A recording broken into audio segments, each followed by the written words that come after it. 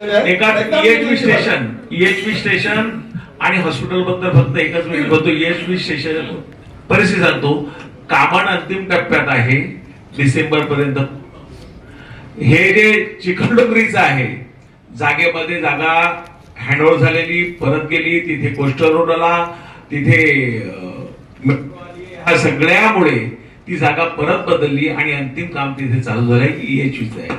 2 विरार ईस्टला आणि 1 सुरक्षा स्मार्ट सिटी मध्ये आणखीन EHV बनते. आचोळे हॉस्पिटलची जागा राज्य सरकारने कॅबिनेट मंत्री निर्णय घेऊन 22 कोटीची जागा, त्यामध्ये माझ्या नावाचे उल्लेख आहे की माननीय आमदार राजा नाईक यांच्या विनंतीवरून ही 22 कोटीची जागा वसई विरार महापालिकेला विनामूल्य देण्यात असा GRE आहे. तो म्हणजे हॉस्पिटलच्या जागेची स्थिती त्या अगोदर ती जागा कोर्टाच्या नावावर होती. कोर्टाकडून PWD राज्य सरकारकडून महापालिकेला अशा प्रकारे ती वर्ग झाली. त्यामुळे EHVचं आणि हे झालं. महापालिका जी इलेक्ट्रिसिटी कोर्टाच्या नावावर होती. कोर्टाला तहसीलदार कचेरी, प्रांत ऑफिस सगळं दिलं.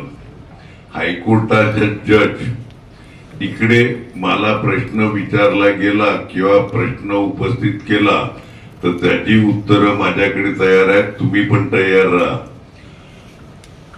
तर ते तहसीलदार कचेरी, प्रांत ऑफिस कोर्टाला वर्ग केल्यावर कोर्टाने त्याच्यावरचा अधिकार सोडला. हायकोर्टाच्या कोणत्या तरी महिला माननीय न्यायाधीश होत्या, त्या आलेल्या आणि त्यांनी त्यावेळी नोंदवायला सांगितलेलं.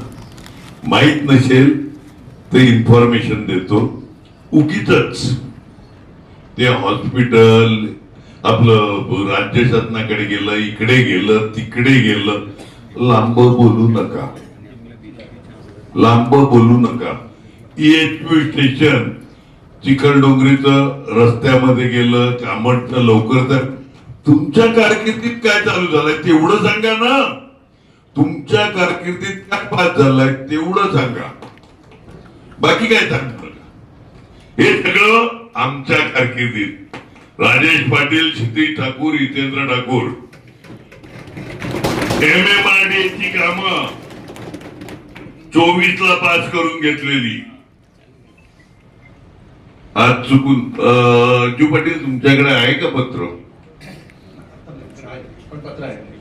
हा, त्या पत्रावरची रिमार्क आणि हे सगळं त्यावेळी पास झालेले. उगीच कोणीही एक तर ही मीटिंग लोकांना ऐकण्याकरता, मध्येच खुमखुमी येते कोणाला तरी भाषण करायची आणि मग आम्हाला उत्तर द्यायला लागतात. ज्याला खुमखुमी आहे ना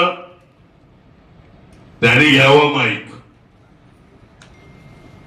आणि नंतर उत्तर द्यायला मी बसलेला आहे इकडे.